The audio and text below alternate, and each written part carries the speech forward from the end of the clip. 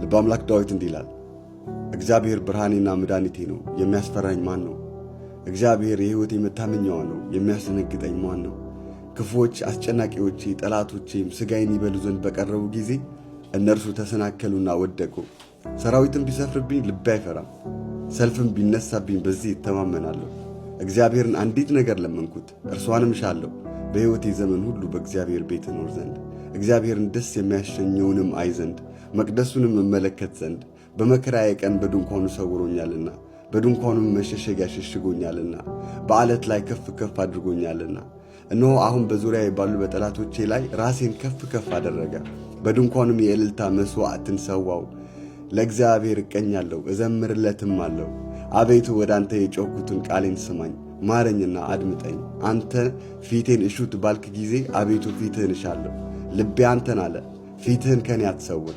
ተቈጥተህ ከባሪያ ፈቀቅ አትበል። ረዳቱ ነኝ አትጣለኝም። የመድኃኒቴ አምላክ ሆይ አትተወኝ። አባቴና እናቴ ትተውኛልና እግዚአብሔር ግን ተቀበለኝ። አቤቱ መንገድህን አስተምረኝ፣ ስለ ጠላቶቼም በቀና መንገድ ምራኝ። የሐሰት ምስክሮችና ዓመፀኞች ተነስተውብኛልና ለጠላቶቼ ፈቃድ አትስጠኝ። የእግዚአብሔርን ቸርነት በሕያዋን ምድር አይ ዘንድ አምናለሁ።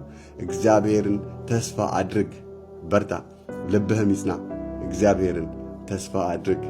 አሜን። እግዚአብሔር የተመሰገነ ይሁን። መልካም ሰንበት ይሁንላችሁ።